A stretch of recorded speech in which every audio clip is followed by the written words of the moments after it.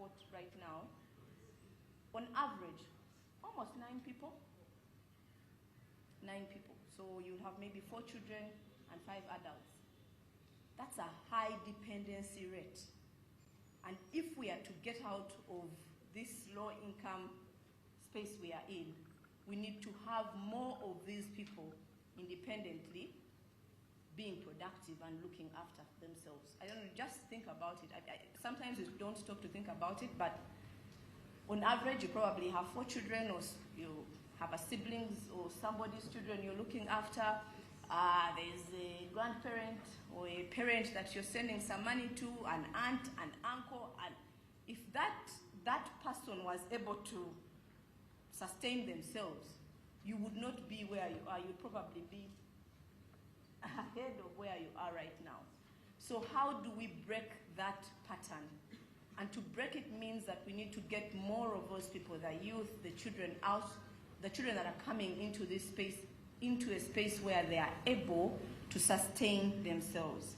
So as a bank, post-COVID, we spent 60 billion shillings in the schools space just to recover. The schools had really gone to, after those 2 years of lockdown, to just get them started. But over and above that, you've heard of what we run with our National Schools Championships. We've just finished that. So under this, it sits under corporate social responsibility arm, but it's a whole learning, capacity building, development for students to start businesses, for teachers, and it's countrywide. And this is really to ensure there is career growth and development, financial education, business and entrepreneurship, teacher training and capacity development, psychosocial wellness. So it doesn't seem like it adds up now, but we do believe and we know that it will definitely add up. This program has been running for some time, and we do have some graduates at the university level, and there's fruits that we see. Some of these businesses that they start at school have run for years and continue to run as well. In the health space, that's a big one for us because there's 15 women dying due to maternal complications. And so what we do under our corporate social responsibility, we partner with the Ministry of Health and several other organizations to just deliver something as simple as a mama kit to this person because they can't afford it. So it's that responsiveness and making sure that our neighbor, the person, the communities we are in are healthy, we are doing well. We can't say we are doing well when our neighbors are not. It will soon catch up with us. And then the second piece, or the second pillar that we really look at is the economic pillar. And under this pillar, what we really look at is job creation and enterprise growth. This is the SMEs. And we've touched this a bit in terms of readiness to access financing.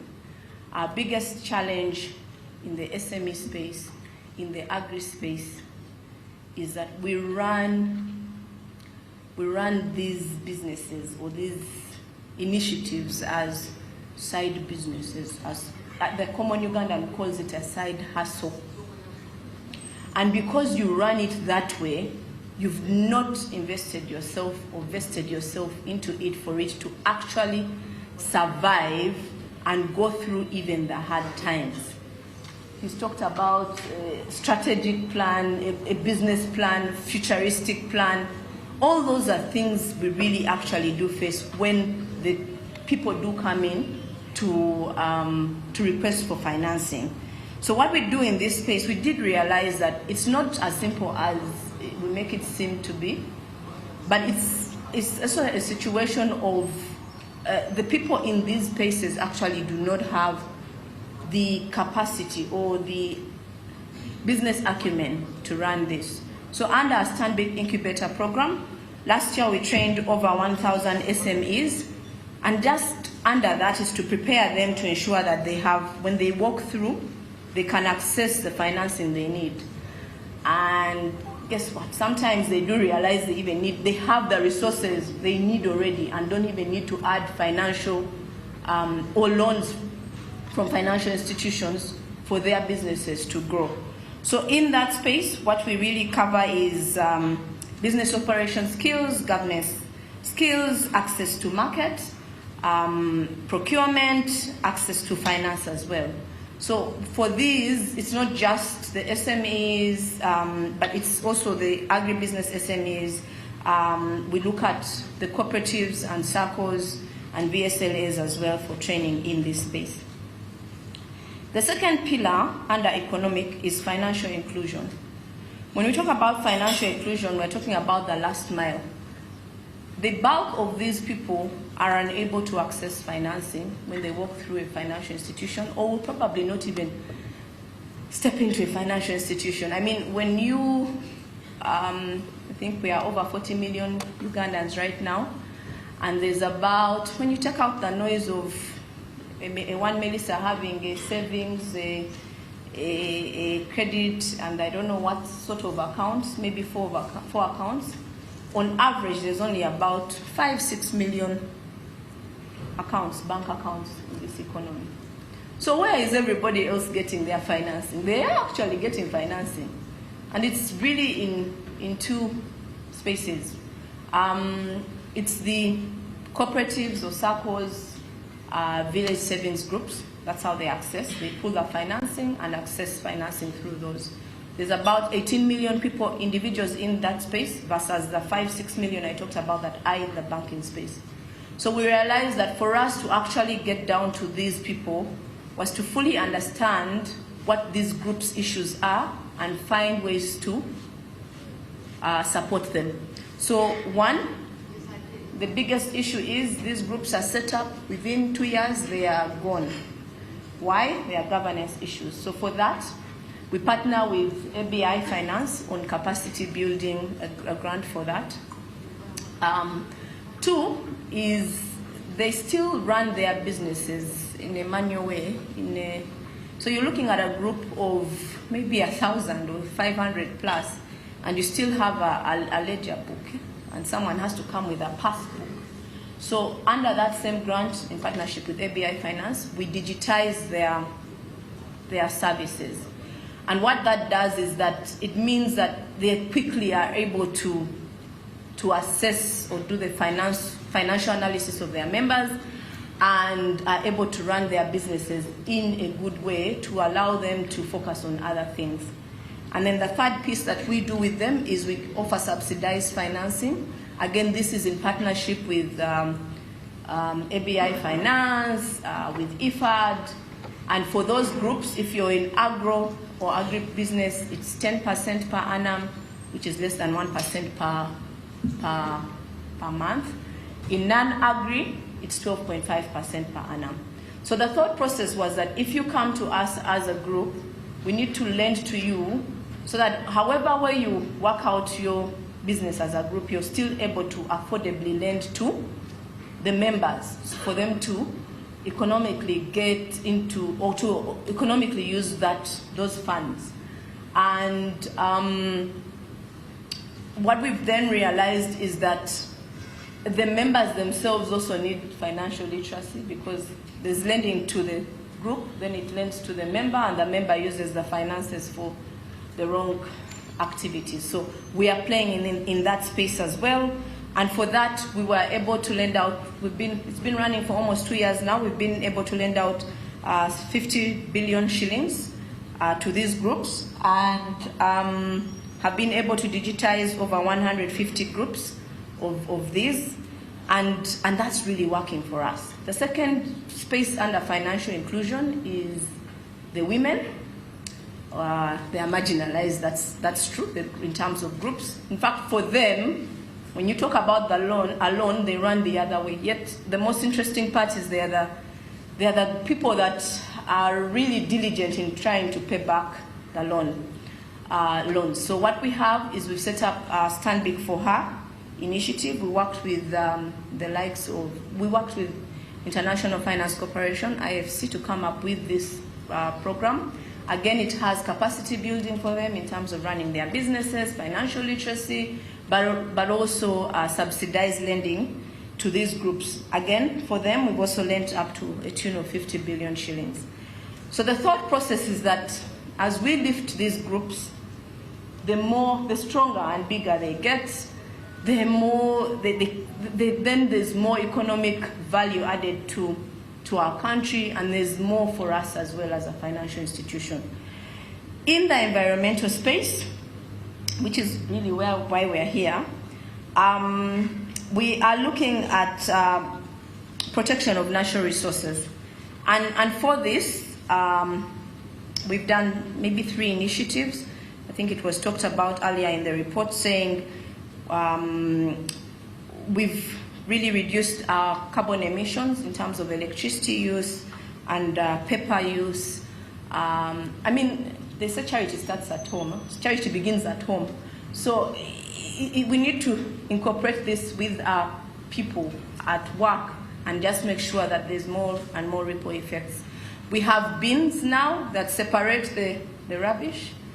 I think we're getting to about a ton of plastic collection. The thought process is plastic is one of the worst things that really impact our environment in terms, whether it's on land, in under land, in water, it's really a terrible thing. So the thought process is that we do share this with the people who have recycling plants to just ensure that we're also doing our piece within the environment. But you see, when you do something, it looks small, but when you do it at a workplace, we have 2,000 employees at work. Even if it gets 200 employees thinking about how do I do this at home, it's a step in the right direction, because it just starts to create a ripple effect and moves from person to person. But over and above this, we do a lot of partnerships in terms of tree planting. We did over 2,500 fruit trees for women in circles, for schools. The fruit tree is, there's food, we are also, there's afforestation, there is, I mean, you could get the plant, the fruit and also sell it, so it ticks off quite a number of boxes for us. But also in that space, in partnership with several other people, we've been able to do 74,000 trees within the groups. So that's the thought process. But in our business spaces, we do what we carry out, economic and social risk assessment. So if you come to us to ask for financing for a project, for your business, to set up a plant, we will make sure you go through the environmental and social risk assessment. So that's embedded, and it's at the start of the credit process. So when someone is asking you, how do you, what are you doing with your waste management? It's because we are trying to tick off. Do you meet the requirements, or you're actually destroying the environment? So if you don't pass that, then that's the end of the discussion. So that's the very first process that we go through. In terms of where we would like to go, I think it's sort of been touched. It's just to really deepen our understanding in terms of the new and emerging areas around green finance solutions, climate smart agriculture, and we've talked about creation of products. I think what's probably been stated and is very clear is that there's a lot of investment required for us to get to where we need to get to. One, there's also very many people, funders, NGOs, donors, looking to push this funding through to us and several other players.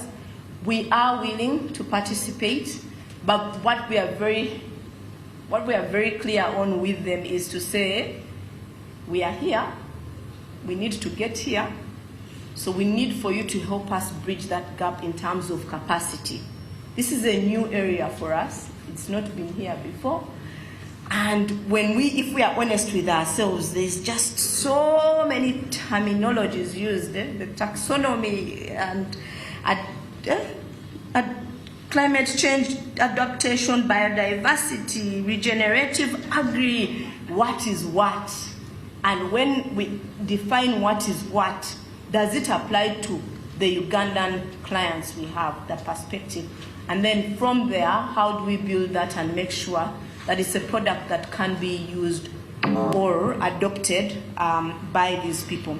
So it's a journey for us. We are out. We are willing to learn and work with the central bank, with the ministries, with the development finance institutions that are willing to play in these places. And we are happy to take that mantle on and bridge this gap that currently exists within the financing sector and the requirements. So I think I'll stop here. Thank you so much. Thank you very much, Melissa Nyakwera, Head of Agribusiness at Stanbic Bank. Let's give her another round of applause. There are several areas that you've got us thinking about. I did not know, for instance, that it's only about 25% that are actually in the banking sector. Where are the 75%? You mentioned, of course, that some of them are in SACCOs, and I suppose also they're in microfinance, so I'm really happy that we shall have our next presenter. But we must commend Stanbic for your environmental and social risk assessment, the training that you are doing, and of course all the money you've spent in schools and training of the SMEs. Thank you very much.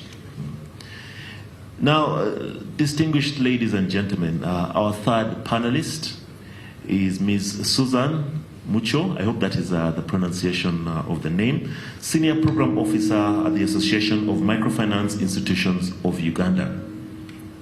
Now, we'd really like to know, especially from the microfinance perspective, what is the association's effort in promoting responsible finance and compliance with environmental, social, and governance principles in your particular field? Please take us through that. Okay, thank you so much, Peter. Special thank you to EPRC for the opportunity. Yes, my name is Mucho Susan. I'm representing the Association of Microfinance Institutions of Uganda. I serve as the Research and Advocacy Officer. So, going back to the question that has been asked. Sorry, I may have to interrupt you. Okay. I'm going to give you this microphone. That one has. Okay, thank you. Yes, just reflecting to what has been posed to us. If some of my microfinance experts or colleagues can agree with us, is that in the past, issues of environmental, social, governance aspects have not actually been given a lot of priority. But as we kept moving on and getting introduced to the ESG, the environmental impact issues and how they are going to affect each one of us, then of course we had to start baby steps on how we can understand the terminologies, how we can work towards ensuring that we safeguard ourselves as a microfinance industry. So priority then had to be given. Of course, we have seen a number of growing perceptions and commitment to working towards having this in place within our different working environments. But of course, this said, we cannot ignore the fact that global climate change is equally affecting us as a sector, generally, as MFIs or as the general financial sector.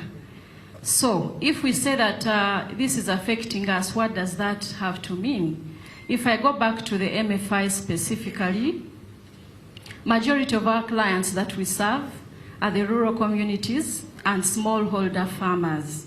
And of course, when you talk about a smallholder farmer, you cannot run away from the fact that there are people that heavily rely on agriculture for survival. So if they rely on agriculture for survival and we are seeing climate changes coming in, that speaks a lot of volumes for us as an association, but also as other players that are gathered here today. So you look at smallholder farmers not having enough coping mechanisms to be able to cope with the different changes that are coming into play, just like my colleagues were talking about. So what does this mean? We are looking at green financing coming into play to act as, to help us in adapt to our products and services that we are extending to not only the farmers, but also to the other clientele that we serve. Maybe I didn't briefly talk about AMFU. It is an umbrella body for microfinance institutions. We serve MFIs, we serve circles, but we also work with banks, commercial banks that have an interest in the microfinance business. So what has AMFU done now that we know that those are the challenges existing? The association has done a number of interventions, but of course, allow me to say that we've not done this alone. We have a number of development partners that have worked with us. We have ABI Finance right here. It has done a lot of work in empowering us as an association, but also extending this empowerment to the clients and to the staff of our member institutions. We also, I recognize, of course, Feed the Future that has done a lot of empowerment for the association, and a lot of work has been done there. We are talking of UECCC. We are right now in engagements to see how we can develop initiatives on renewable energy products. How can these products be embraced by the MFIs that we serve? And of course, when you talk about renewable energy products, you know that this is an alternative to ensure that we conserve our environment as effectively as possible. So among the things that we have done is we have a performance monitoring tool. I'm sure for those that have engaged with AMFU, you should be knowing that. I also recognize GIZ in the room. We have also worked with them to promote such initiatives. So the performance monitoring tool basically ensures that an institution that is using this tool is able to report to AMFU and then get consistent feedback from us. The feedback, of course, involves how are you performing as an institution. So in the past, we had some indicators, but I must say that we had not enrolled the environmental indicators within our performance monitoring tool. And as you heard the other speakers say, you cannot run away from reporting. We need this. We need this information if we are to have good, meaningful reports. So in the PMT, it has a lot of indicators. We are looking at the WASH indicators. We are looking at the green finance indicators. We are looking at the agriculture indicators and so many other indicators there. The poverty indicators, if we are to know the clientele that we serve, how many of the clients we serve survive below the bottom line. Survive maybe on at less than $2 a day or maybe $3 a day. So all this, yes, please. I'm sorry I have to interrupt you. It's okay. Very briefly. You're going well, so I've not stopped you because of anything. But I'm sure you all noticed that we're joined by our PSST, and we're extremely honored to have you here, sir. This is the first time for many of the people here to breathe the same air as you. And they were also honored to have the Deputy Governor here. But we also know that you have really limited time. We got the information earlier, but we are happy that you are here in person to perform something that is really symbolic and really important for EPRC.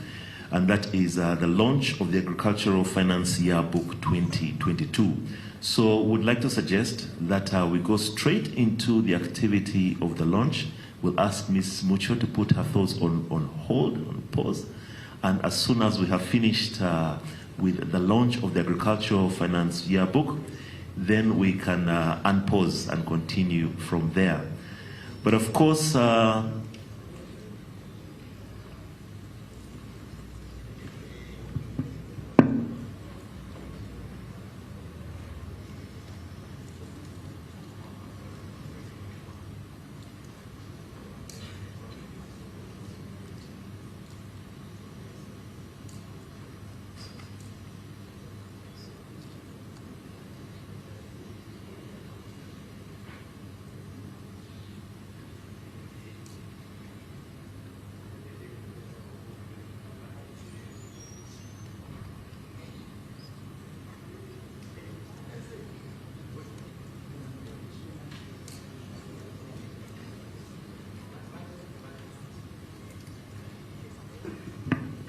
So without any further ado, allow me to invite Permanent Secretary, Secretary to the Treasury, Mr. Ngobi, to please come and say a thing or two before you continue and launch this really important book.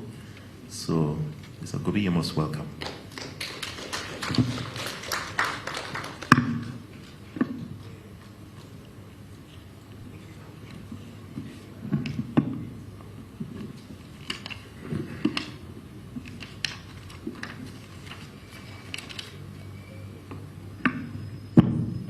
Thank you very much, the MC.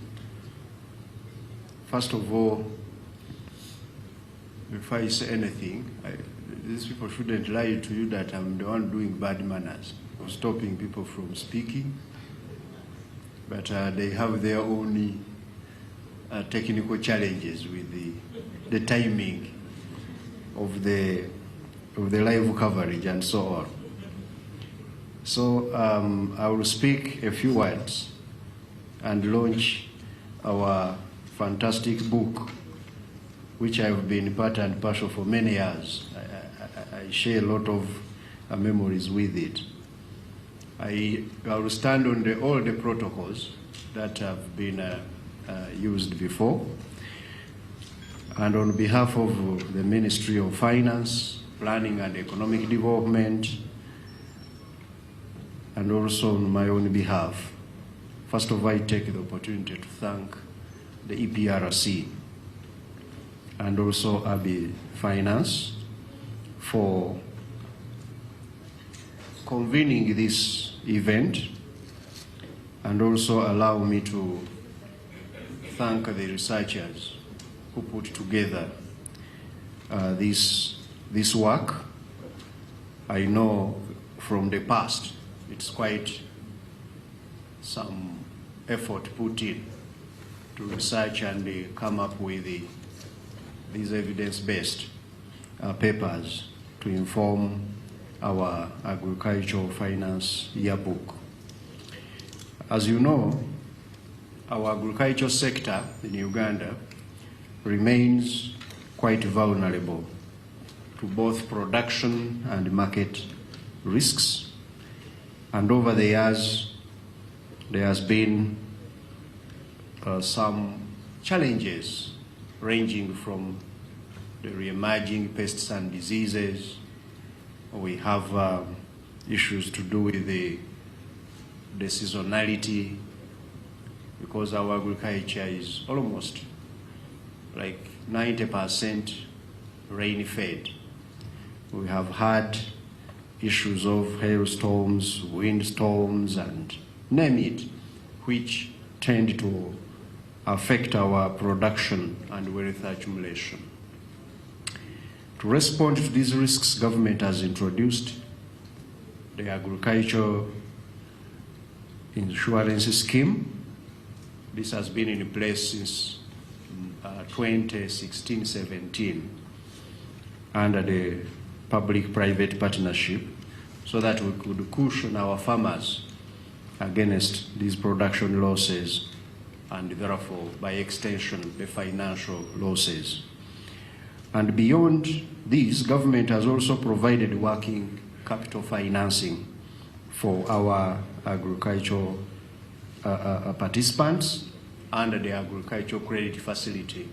This is managed by the Bank of Uganda. I'm sure the Deputy Governor must have told you about its performance.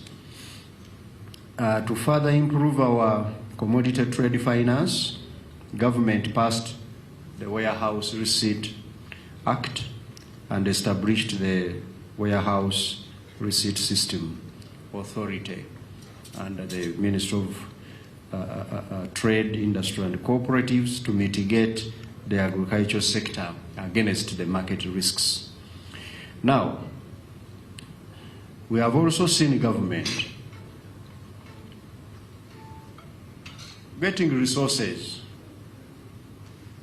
especially in the past year's budget and this year's budget, to really scale up the areas of production and productivity. The parish development model now has over 1 trillion shillings. We are having this agricultural credit facility, which is about now 820 billion shillings. We have got some money in the small business recovery fund, about 200 billion. We have got a MIOG and so on, which all of these monies in the wealth creation arena adding up to around 2.1 trillion in the budget. The current budget is intended to ensure that we can facilitate wealth creation, which is agro-based largely, and be able to take Ugandans to the monetized economy. But as we do that, international financing is declining. And non-concessional sources are getting more expensive because of what is happening in the entire world. The remaining finance, both concessional and non-concessional, is mainly directed towards what we call climate smart investments, and in this case, climate smart agriculture. To position the country to benefit from this financing, government has undertaken a number of initiatives to provide the enabling environment. One of them was the National Climate Change Act 2021, which Parliament passed to mitigate consequences of climate variability. And the enactment of this act led to forming of the National Climate Change Task Force to handle policy and regulatory consideration. Our central bank, as a member of the task force, is engaging with the supervised finance institutions to address the ESG, the environmental sustainability, social and governance. I'm sure the Deputy Governor, this is his petty kind of subject. He must have told you about this.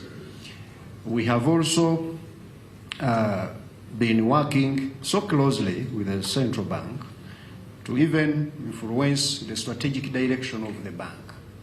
Now the central bank has a new strategy, and in that strategic plan, the ESG is at the forefront.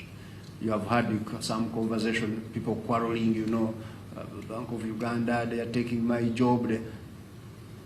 It's about reorienting the bank towards the new agenda, so that we don't just do central banking as it was done prior to these challenges we are talking about. Therefore, as I conclude, we have seen progress at policy, legal, institutional fronts regarding incorporating environmental sustainability, social and governance principles in the financing of Uganda's agricultural sector. However, the ESG implementation requires Uganda to streamline potential regulatory obstacles, secure the buy-in from all critical stakeholders, promote awareness, and strengthen institutional capacity so that we can be able to benefit from the opportunities brought by these ESG principles. Uganda's financial institutions are steadily embracing the ESG practices through internal and external corporate social responsibility, things which I'm sure the Deputy Governors highlighted. I shouldn't bore you with those ones. So integrating these principles into our traditional finance will require significant investment from the financial institutions, but also from us, the side of government. And we are doing that. We are changing our frameworks. At our macro department of the ministry, we are working on a climate financing framework, fiscal framework, and working also with the international partners. We are developing our modules to ensure that we can be able to attract this climate smart financing so that we are able to extend this support to those who need it. I therefore take this opportunity to once again thank the EPRC and the ABI Finance for organizing the launch of this year's agricultural financial year book. And I thank all of those who have contributed intellectually by researching and putting together this, and also the conversations I found going on. And I'll be glad really to launch this wonderful book. I don't know how you launch it. Do I? Oh, there is a big book there. Let me launch it and allow conversations to go on.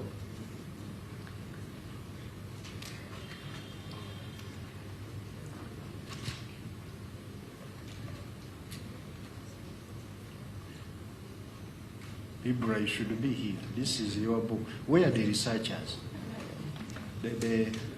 So if the team could please come and join Mr. Ramadan Gobi. Agricultural Finance Year Book Towards Climate Responsive Agriculture.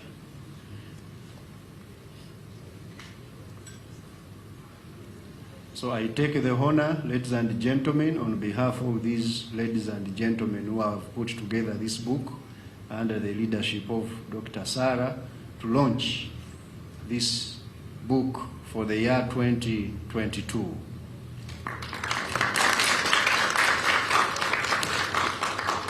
Thank you very much. We'll kindly ask that Mr. Gobi please signs or autographs that book, okay, so that we can have it in memory and on paper that you actually did launch this book. I will do that.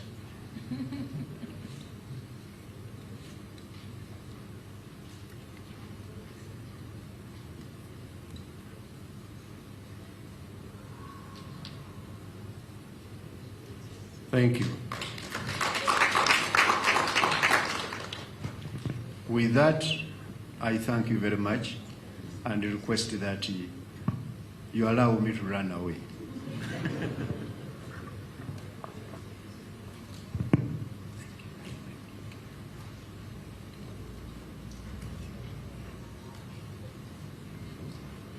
Could we please give another round of applause to Mr. Ramadan Gobi, Permanent Secretary and Secretary to the Treasury. For those of you who don't know what PSST stands for, that's what it means.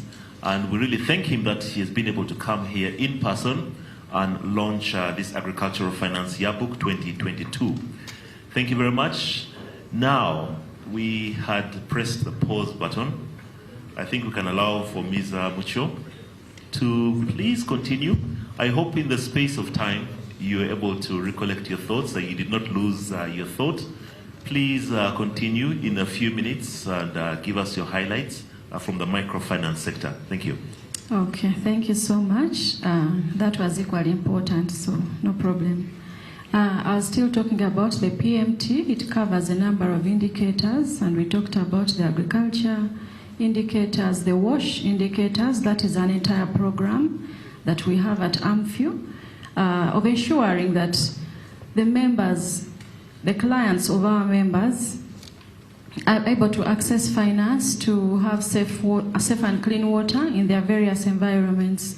And when you're talking of environment, ESG, you run away from water, you know. So those are some of the indicators. And of course, among the other initiatives that we do is promoting client protection principles. And under here, we are definitely promoting the issue of responsible financing. We are saying that as an MFI or as a financial institution, as a circle, yes, we know that you have to survive, meaning you need profit, you need incomes coming in, but as you serve your client, before we used to talk about the double bottom line, which was ensuring that you survive sustainably in terms of finances as an institution, while you are also promoting the social aspect. Now we are talking about the triple bottom line, which includes the environment. Because if you tarnish the environment, how will you be able to serve the other two elements? So we are still encouraging transparency under the client protection, encouraging all our member institutions and the financiers to be as transparent as possible about your costs, about your charges, about the interest rates for the benefit of the client. And of course, things to do with protecting the client's information. Keep it safe and use it for the purpose to which they have given it to you. Recently, we had a conference and our theme was on advancing ESG mission through technology. For those of you that attended it, you can agree with us that it was actually trying to drive towards emphasizing the importance of ESG. We have done a lot of work under promoting farm enterprise management, and under here we developed a farm record keeping module where we teach the actual farmer who does the gardening or the farming about the basics of agriculture, but also not forgetting to do the saving for surviving for the future. We have held also a number of peer learning workshops.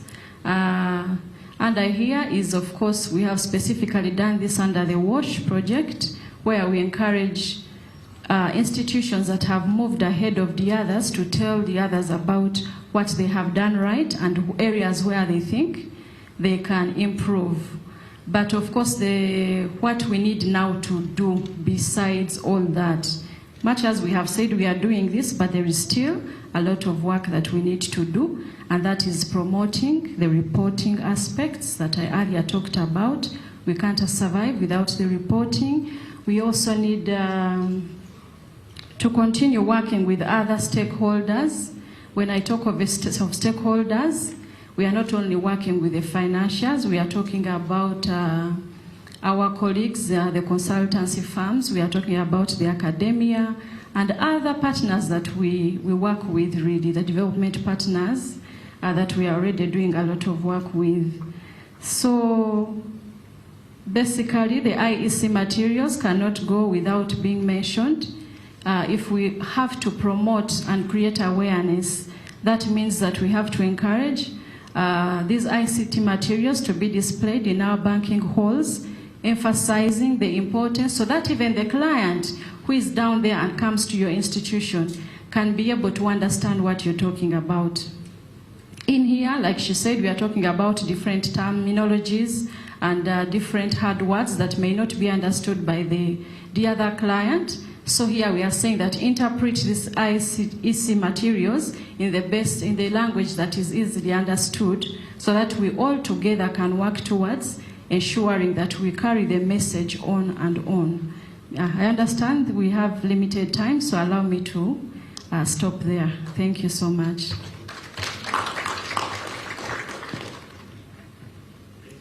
Thank you very much, Ms. Mucho. I think you have given our team here today, our audience, a lot to think about. And I think each presentation has built into the next one. Of course, precipitated by the first presentation we had from the Governor Bank of Uganda. So it's important that we got to know about microfinance, how it fits into the environment, the different stakeholders that you work with, and the need for all the different materials. I did not know about triple bottom line. Now we know about it. Now, coming back to you, this is now your opportunity once again to feed into this panel, ask them any more questions, or contribute on areas that you think they may have missed out on. So there's a microphone that is going out. So please raise your hand if you'd like to make your contribution, and we can continue this discussion. I would like us to be able to do this within maybe the next 30 minutes or so that we can have a wrap-up and have lunch and depart at leisure. Please introduce yourself and give us your comment. Thank you so much, our presenters, for today, and thank you, EPRC, for inviting us here for this important discussion. My name is Christabel Tumwewaze. I work with Feed the Future, the Institutional and System Strengthening Activity. It's a USAID-funded activity. Just to feed into what our panelists are discussing, is that as a USAID funded activity, we also have high interest in ESG, and like Susan has mentioned, we are already working with microfinance institutions to address issues of incorporation of these indicators into their performance monitoring tools. But also, we are happy to leverage existing resources within the sector to see how we can support these partners in incorporating ESG and ensuring that we further the agenda on climate mitigation, climate change mitigation. So we are happy to partner more with ABI and GIZ to see how we can bring resources together and be able to support the different players in the industry to be able to deal with issues of climate change. I thank you.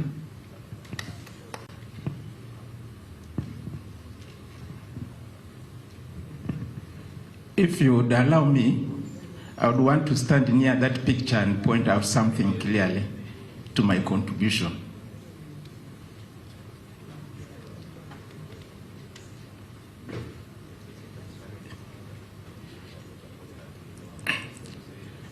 I thank you so much, the people who thought about this picture. This picture will help me substantiate what my brother raised about whether as we go into building a resilient climate change, whether we go purely organic, or we could also do what we call integrated pest and disease management. Now you see this picture shows a conserved natural place up here. And cultivation is going down here. As the cultivation is going here, soil has life.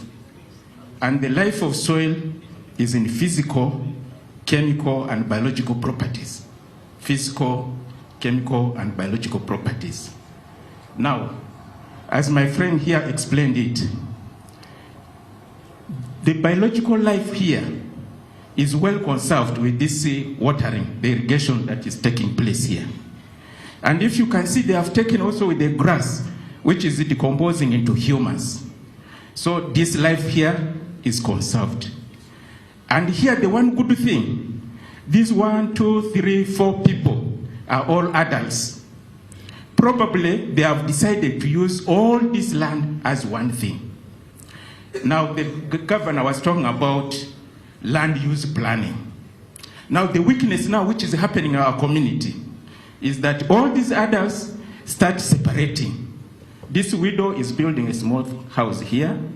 This other gentleman is building here. Another one is building here. And this is what the president called fragmentation. Now when this happens now, there is no way they will be able to resolve that conserved place. They will now definitely spread to it. Now once this is now depleted, the effects of climate change are worsened because this one here is a carbon reserve. So the effects are destroyed. So now the bargain we have been discussing between research and all other people is, in addition to resilient crop varieties, livestock varieties that the people in organic could do, if we are to intensify agriculture, intensification means that you would maintain that place up there as it is, but continue using this small land area and produce much. And now the challenges come when now some pests and diseases that come that outside that the organic alone could do. So that's where now when we advocate for integrated pest and disease management. So that was what I always see, that where we advocate for fertilizer use, people say fertilizers are bad. We talk about agrochemicals, people say they are bad. But what we are saying is that we need people who are to advise that the fertilizer we use here, the chemicals we use here cannot kill the bees and other beneficial insects, cannot kill the earthworms that he has talked about, all these other things, and we can preserve the physical, chemical, and biological life of the soil. So that has been the talk, and I liked when all of you are talking about collaboration.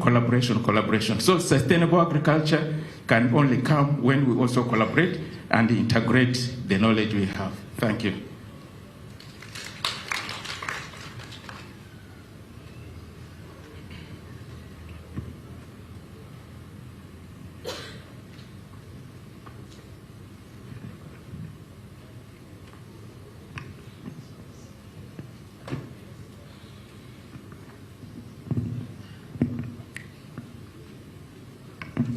Thank you very much.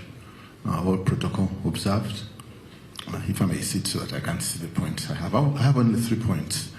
The first one is, we used to have an agriculture, my name is David Walugembe from the forestry sector. We used to have an agricultural bank, and the question is, what are the challenges we are facing to have it back? Number 2, we've been privileged to attend this function over the years. And in an earlier function, we did mention that this is a very useful book. And we suggested, a suggestion which was accepted, that much as forestry and agriculture are no longer together, because for us when we studied in the Faculty of Forestry, Agriculture and Forestry. The ministry was Ministry of Agriculture and Forestry. But with the environmental processes, forestry moved into environment. But in terms of landscape, forestry and agriculture see the same, just like our gentleman there has implied and even actually confirmed. So the question then is, wouldn't it be useful to include some forestry funding in here? In the Act, we have a forestry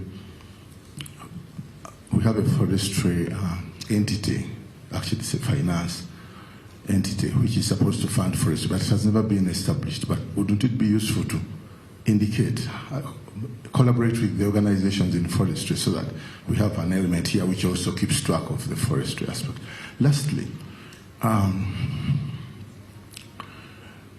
we have in forestry problem of credit. When you go to a bank and you ask for money, and the bank manager is very happy to see you, and then the moment you tell him that you are planting indigenous trees, your investment is for indigenous trees, they'll take 20 or 30 years. They even want to call the askari to send you out because clearly 30, 40 years. Can't we create something appropriate for such sectors? Thank you very much. Thank you very much, David. I think you could leave the microphone there for now. Though you did not ask who you wanted to answer your questions, but I would like to ask the panel if any of you would like to volunteer and tackle any of the issues. Yes, Mr. Omaksh. Okay, to David specifically, forestry is an agricultural activity because by definition, agriculture means looking after life of either plants or animals. So forests are part of that life, but the caring for them, I think, is what differs. For me, I look at forestry as just one specialization within the agriculture. Another one may be doing dairy, another one may be doing non-perennial crops like beans. So for me, I actually do not think they are separate. That's why, for example, you'll find most of the interventions within the agribusiness space or the agriculture space regard agroforestry as part of agriculture and finance those investments. The challenge we have is, I'll give you a snapshot for Uganda's financial services sector. Financial institutions are also funded by institutions which give them financing which has time limits. So, on average, a line of credit, which is a big loan to a bank, which the bank lends, on average, you are at around 5 years. So it therefore means you will not get many financial institutions that can give you money beyond 5 years. And those who have tried to access this financing must have interfaced with that. A lot of appetite for lending is between 1 and 5 years, save for a few specific sectors which have dedicated financing, like housing and real estate and the rest. But unlike real estate, where someone has a title and you're sure they are going to have this property in their names with minimal risk of that property being destroyed if it is not in an area prone to landslides, forests have risks, have the fires, have the pests and diseases, have all these other risks. What we need to work towards is even not necessarily an agriculture bank or a forestry bank, but financing that is available. ABI partners with over 47 financial institutions in Uganda, all tiers, starting from the commercial tier 1 commercial banks all the way up to circles at the village. All of them have a dedicated loan product for agriculture.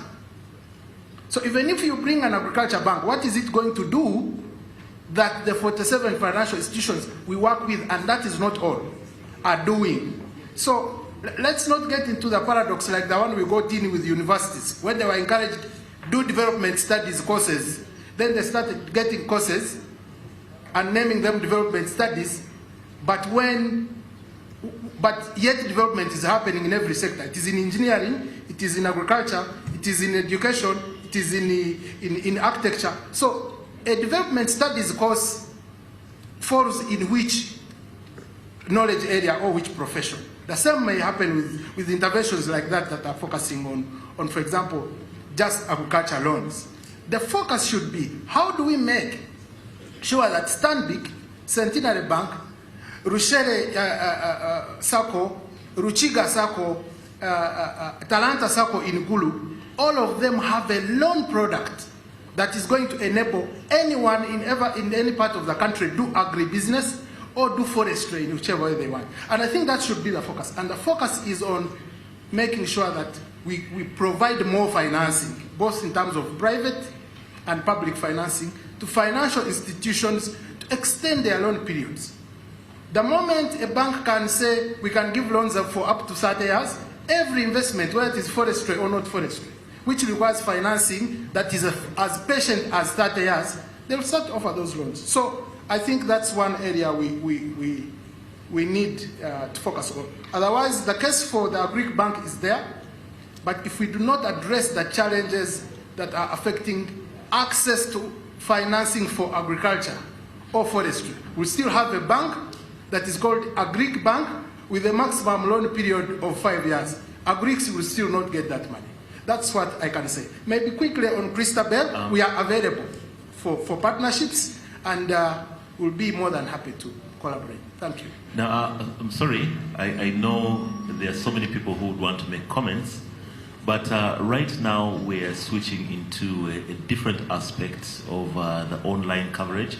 If you'll please follow on your screens. When you're coming in, I'm sure you saw some of the boards that we had outside, and we're now going to switch to the interviews taking place at the boards.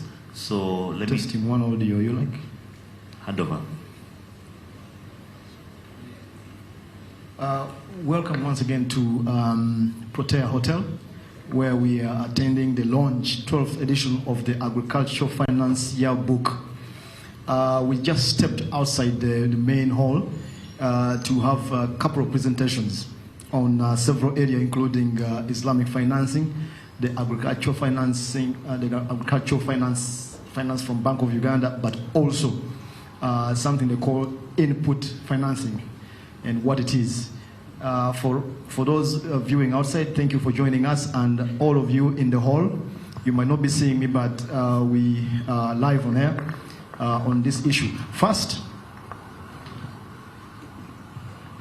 I would like to introduce Ms. Florence Nakazi, who is a research fellow with the Economic Policy Research Center, and she's going to tell us about input credit for farmers.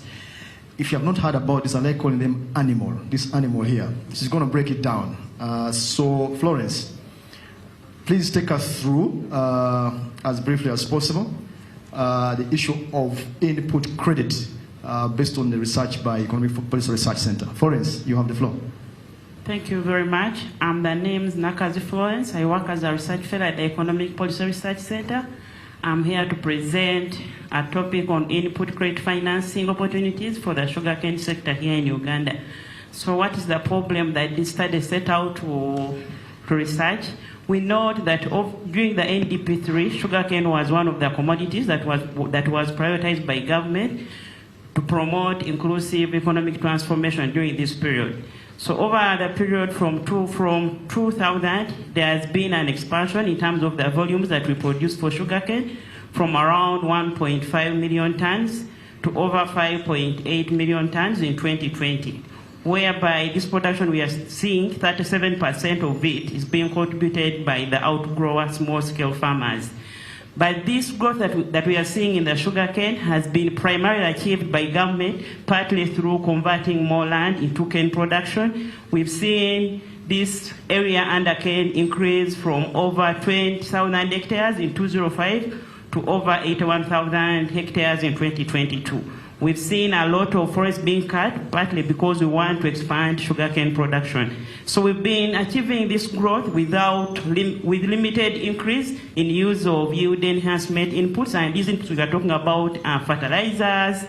So why does this has had issues in terms of the yield that we've been able to get. So the yield that we are talking about here in Uganda today is restricted at only 28 million metric tons per hectare over the 20 years. So here we are going to share the key opportunities that we are seeing. If we went ahead and provided input credit to the farmers, we can use the limited size of land that we have and be able to produce more output from the given size of land that we do have. So we note in terms of how have the farmers been managing, given that they've been constrained in terms of sourcing for the credit for them to do production activities. We know that farmers have been using the primary source of credit input has been basically through the millers, through the arrangement called registered and aided farmers, where farmers are registered by the different millers. So these give them inputs in terms of weeding, harvesting, and from the so many millers that we have, over 33, this practice is only being provided by only the 3 millers. That is Kachira, Lugazi, and Chinyara. So from figure 1 here, we see that over 95% of the farmers, when they started cane growing, they basically got their input credit from millers. So where is the government? Government is around somewhere here, 0 point something. I think due to rounding off, it was rounded off to 0. But this primary source of credit that we are seeing that farmers have been benefiting on is declining. Farmers are pulling out partly because there has been some issues with the growers themselves and the farmers due to the many millers that have joined the industry. Then the other second source, farmers have also been able to get some credit from commercial banks, where we note over 37 farmers have been able to access credit through this source. Why have farmers gone for this? It's because this kind of arrangement enables them to use registration certificates instead of the collateral like land that has been used by traditional suppliers of finance. Then we're also seeing a trend where we are seeing group-based approaches such as the VSLS, the SACCOs, where also farmers have been able to get some credit to be able to fund their sugarcane activities. Then the last form that we are seeing, farmers are doing land rentals. This happens in a case where a farmer wants to access land. They go out, hire land from a farmer at a cost of between 100,000 to only 150,000 per acre. What does this mean? This amount of money is given to a farmer at that time when somebody is hiring out land. But remember, this land that they're hiring out is going to be under cane for almost 8 years. So this has implications. So from this analysis, we are seeing opportunities for any potential investor that would be interested in financing the input credit for sugarcane. We are seeing the first opportunity being in the strong production and processing base. We have over 33 mills. So what does that mean? That in terms, if farmers went ahead and produced the raw materials for these processing mills, that will make a good opportunity. Then we're also seeing an opportunity that the majority of the farmers we are talking about, over 80% of these farmers are registered. So what does that mean? That there is already an existing database, that for any potential investor, there is already a database, somebody can come profile and then assess whether these farmers are creditworthy to be able to take on such credit. Then we're also seeing a lot of business this business we are talking about is over 147 billions. And this offers the different kind of areas where an investor can invest money. We are seeing here seed, which is accounting for over 25 billions. We also see somewhere in herbicides, we're also seeing hired labor. So this investment we are talking about is worth 147 billions for any potential investor that can invest into credit input for sugarcane. Then the last opportunity that we are seeing here, we've been able to interrogate, and we found out that high input investment profile is associated with better yields. Such that for whoever goes ahead and invests in sugarcane in terms of the labor, the herbicides, the seedlings, they are able to get a gross margin of 2.5 million per acre. And for those farmers who have not been able to invest a lot into inputs, indeed, their gross margins are very low. So from this, we can deduce that if a farmer invested so much in inputs, they will be able to get a gross margin of 2.5. So it is worth investing. So from this, we can note that whoever is a farmer of sugarcane and is above 5.4 acres, and this acreage is able to give them 4.4 metric tons of cane per hectare, then these can be creditworthy for anybody who is interested in investing in sugarcane. However, this business that we are talking about of credit input financing is like any other business. There are a number of challenges that whoever is interested in investing in this sugarcane should be aware of. The first starting risk that we are seeing is the unstable pricing regime for sugarcane. We know that over the years, the prices for sugarcane have been fluctuating, and in that time when all the prices were very low, we see that the same prices are being charged for the regions in Central, Western, and the Eastern. Partly why we note that because the prices are being set by the millers, so they kind of collude and then end up giving farmers the same prices. So for any investor, it means that that time when farmers are being paid a low price, they may not be able to recover the loans that they would have gotten from the investor. Then the other emerging challenge is around the market uncertainty. We noted from the analysis that over time, over 75% of the farmers are stuck with their cane. Ideally, cane is supposed to be harvested at 18 months, but if all the 74% of the farmers have their cane that is not harvested and sold, what does that imply? That there is a lot of investment that is being done in the field that the farmer cannot sell their cane to be able to pay to the investor. So from this whole conversation, what is the way forward? From the analysis, the thesis goes like, government, over time, the primary source of input credit has been the millers, but right now we note that the millers are pulling out. So what does that mean? That right now it's time for the government to step up. So what should we do right now as we plan of enacting the Sugar Act of 2020? Government should see a way of reviving the registration of farmers as one of the platforms that can be used by farmers to access credit. We also see emerging opportunities in line with the parish development model, where they are planning to use the circles as farmers can use as key avenues to access finance that they can use in the sugarcane sector. Thank you very much. Thank you very much, Florence, for that. We have been talking about proposals, and I'm happy that government is in the room and they had the proposal from Economic Policy Research. Florence, thank you. In case you are wondering why we are doing this side show outside, these are extracts from the report, from the diary, from the report that's going to be launched today. I want to move on to actual financing, money that is available, managed by the Bank of Uganda. And I want now to invite Ms. Winnie Mulisa, who is the head of the Agricultural Credit Facility in the Bank of Uganda. So Winnie, take us through ACF, its performance, and most importantly, how can farmers get the money? Thank you. Good afternoon. ACF, in short, which is the Agriculture Credit Facility, is a government intervention that was introduced in 2009, but as a risk-shared model. Government collaborates with the financial institutions to advance credit to farmers and agro-processors. The objective really was to commercialize the sector through enhancing value addition and modernizing the sector so that farmers are able to get better yields for better incomes, but also the government to earn better export, increased export revenue through a higher value added exports. How does it work? The financing is accessed through the financial institutions who are better placed to assess the farmers because they have the accounts, they have the wider outreach.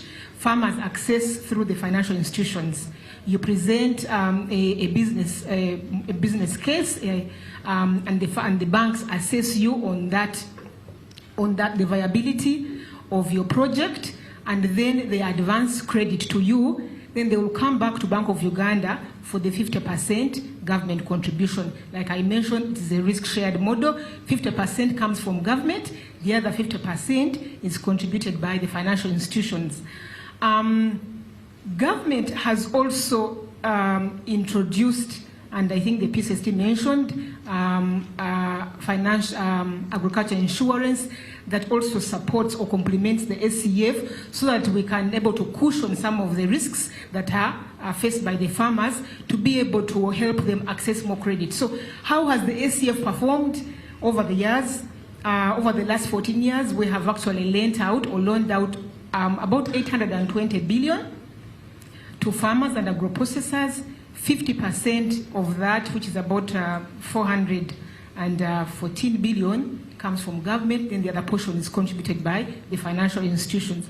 But also, it's very important to point out that we have been able to leverage on private sector credit, that banks are now able to lend more to the agriculture sector. We have seen the private sector credit grow over the years.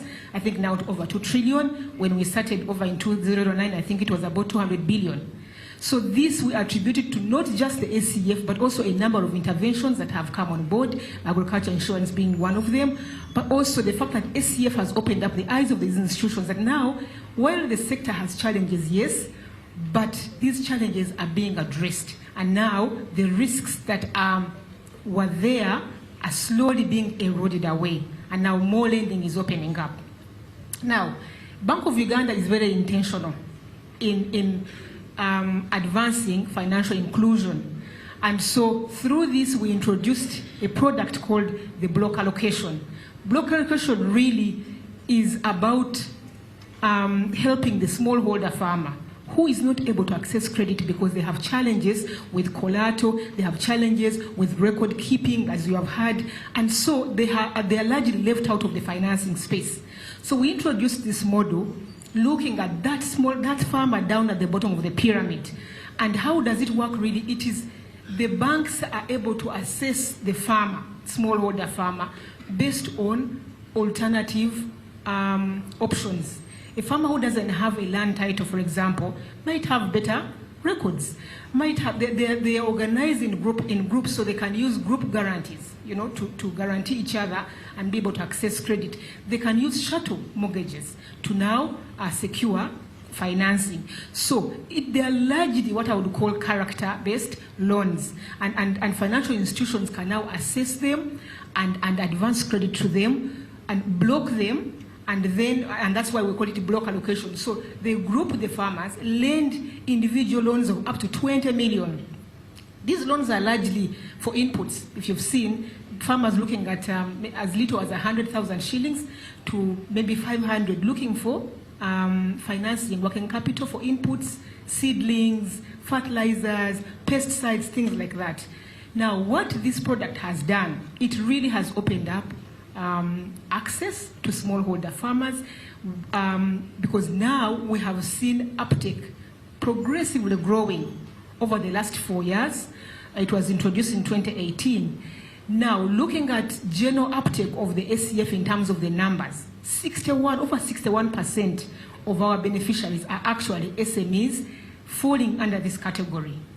We've also seen it open up lending or access to the vulnerable groups like women, especially in the northern region, because we know the northern region actually has a number of challenges from the land tenure system and so on. So it has actually opened up lending. So many women are actually able to access credit. As you can see from these statistics, 30% of the beneficiaries as at this period, September 2022, were actually women who accessed financing under the block allocation model.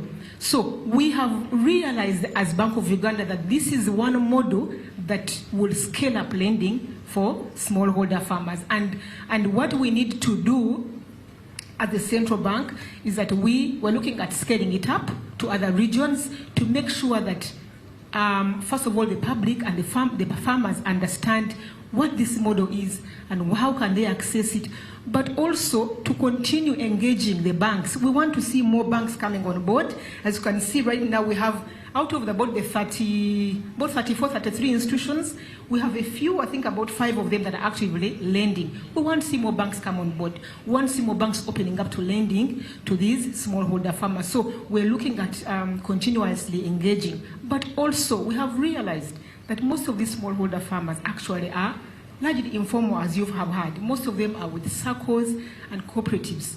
So we are looking at onboarding circles that are going to be supervised by Bank of Uganda to see how we can now bring on board those smallholder farmers that deal with circles and cooperatives to come on board and benefit under the block allocation model. We're also looking at scaling up financial literacy. We're doing a lot of financial literacy to train these farmers on the importance of record keeping, the importance of savings, the importance of making sure that they have proper financial records. As you've heard, block allocation largely relies on the character, the records. So it is important that our farmers are better trained on how to maintain records, because it is on that basis and how to keep a good credit history. You have to borrow and pay back. That's the only way you are going to be able to continuously get credit.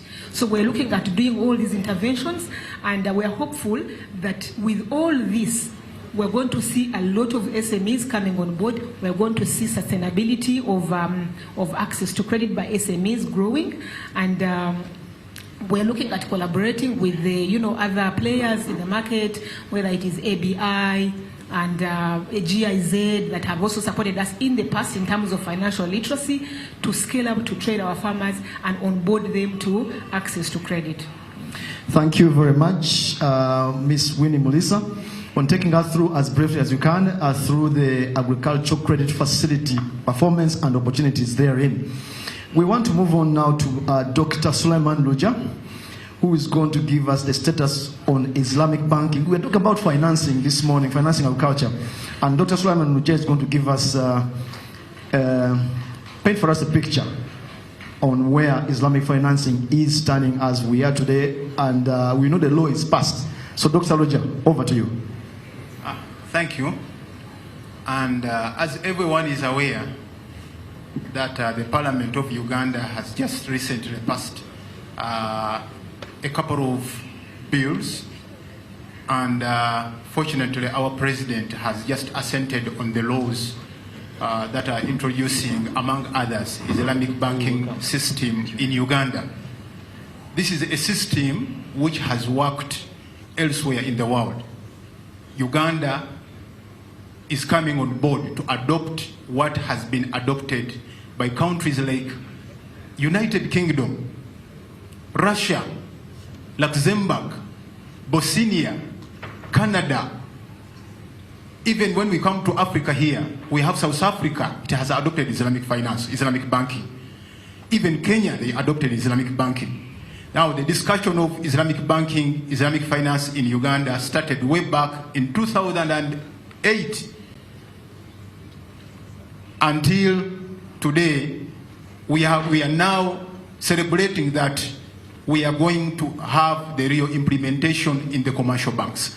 But before this adoption in commercial banks, government itself adopted Islamic banking in its own institution, that is the Microfinance Support Center, where I'm working as manager Islamic investments. Now, what is Islamic finance? It is just financial intermediation, just like conventional banking or conventional finance, linking the deficit spending units with the surplus spending units in an economy. Only that here we are going to be guided by the principles of Sharia commercial law. And it's not the whole conglomerate of Sharia, because there are sections of the community here in Uganda which are scared when they hear the word Sharia. But we only intend the Islamic commercial section, not the whole Sharia principles, which talk about, for example, praising God, going, for example, worshipping, what the Muslims do in their normal life. A section of Sharia which we are adopting here is only that section which deals with the commercial sector. Now, in Uganda, we adopted Islamic finance. We pioneered Islamic finance in the year 2017 at Microfinance Support Center. And we have been doing this. How it works or how we do it, as I said here, we get the funding from our development partners, and we are celebrating that we are having Islamic Development Bank. It established its regional hub in Uganda. There are 5 African countries which are member countries of OIC, Organization of Islamic Cooperation, among which is Uganda.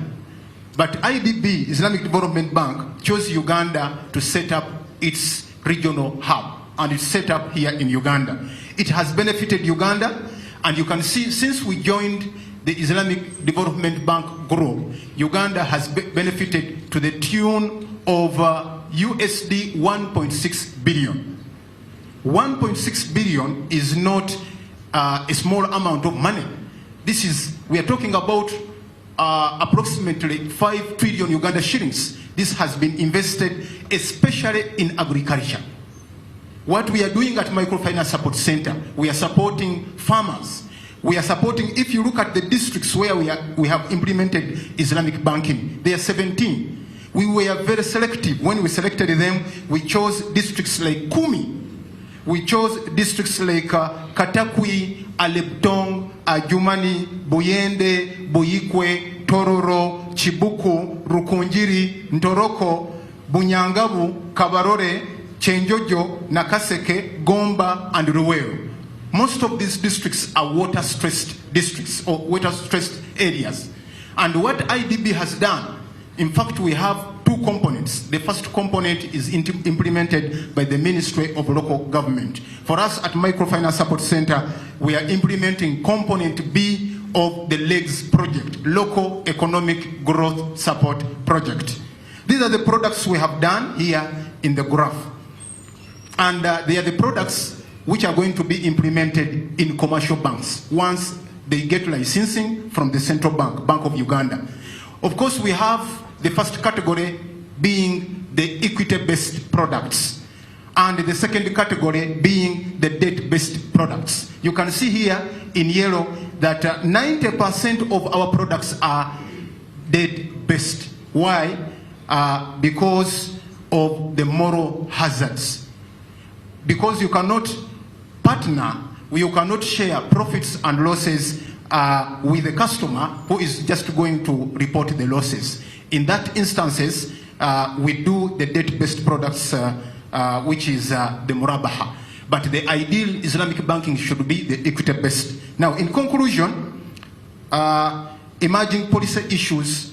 Number 1, we recommended in this paper that Microfinance Support Center should intensify issues of awareness. Not only Microfinance Support Center, but even the government, the Central Bank, the Ministry of Finance, and the general public. Then lastly, financial institutions which are going to embrace Islamic banking should go slow on equity-based products. Just as you have seen here in Microfinance Support Center, 90% of our products are debt-based because of the moral hazards. We have to work out on issues of ethics and issues of disclosure. Thank you. Thank you very much, Dr. Luja, for taking us through that. We are still talking about financing. And finally, on the sideshow, we want to highlight the collateral issue. We have Ms. Victoria Oketa from the Registration Office of the URSB to speak to us about movable property. How does it work as collateral to help us get financing as farmers? Victoria, go ahead. Good afternoon, dear viewers. My name is Victoria Oketa from the Uganda Registration Services Bureau. So we've had terms like de-risking agriculture, Islamic financing, agricultural credit facility. All these are part of the ecosystem that government is setting up to enable different players in different sectors, for example, the agricultural sector, access credit. So on table from the Uganda Registration Services Bureau, we have the security interest in movable property registry, what we call SIMPO. Now SIMPO is an online registry that is managed by URSB, which enables lenders to register their interests over movable property that has been pledged as collateral to access credit. If you're paying attention to the presentation by Bank of Uganda, they mentioned use of chattels as collateral. Now, what SIMPO does is that it takes on chattels and provides a much wider scope of movable assets that can be used as collateral. So within this, we have tangible assets like farm produce, motor vehicles, farm machinery, and then the intangible assets like the shares and the intellectual property. So SIMPO comes with a number of benefits to the borrowers. It provides access to affordable credit, which is really a long-term benefit, using movable assets as collateral, other than the traditional land and buildings. And then we have legal protection of the property used as collateral, because the law makes transfer of ownership as a condition for access to credit illegal. For the lenders, SIMPO provides a framework through which they can do due diligence. With the paper-based framework that we had before, it was difficult, but with an online system, lenders create accounts through which they can log on and do searches, and then they're able to establish the status of collateral and also of a borrower. And then it reduces the risk of multiple borrowing using the same collateral, because lenders register interest on collateral on SIMPO. Before another lender takes on a particular asset, they're able to do a double check on that particular asset to establish whether there's an existing security interest. And then SIMPO provides clear rules of priority, such that if there is more than one competing security interest, you're able to establish whose interest supersedes the other. It's been in operation since 2019, established under strategic interventions to increase access to credit in the second National Development Plan. We've had a number of registrations and users on board, the commercial banks, money lenders, the non-deposit taking institutions, and surprisingly, or maybe not, because agriculture is the backbone of our economy, we have found that the bulk of registrations on SIMPO so far are from the agriculture, forestry, and fishing sector. So we call upon our dear clients to embrace SIMPO in order to register their security interests in movable property. Thank you. Thank you very much, Victoria, for that. You can see that there are many options in as far as financing is concerned. Before I hand over to the moderator, and in fact I will do that inside the hall, and for the viewers who have been joining us live online but also live on TV, we want to hand you over to studio to continue with the preparation to watch NTV at 1. But the proceedings here discussing agricultural financing continue. Back to you, moderator and studio. Thank you very much. Thank you very much, NTV. Thank you for all that coverage. And to all our participants on the inside, we thank you for staying with us and listening to all the presentations. I know there was quite a lot of interaction, and there is still some interaction that is not even done yet. But for now, allow me on your behalf to thank all the presenters that we had, all the way from the morning section, and also for the panelists that sat with us this afternoon and shared all the information that they did with us. As we break off today, we first of all must thank EPRC for organizing this forum, and congratulations to them for the Agricultural Financial Yearbook 2022.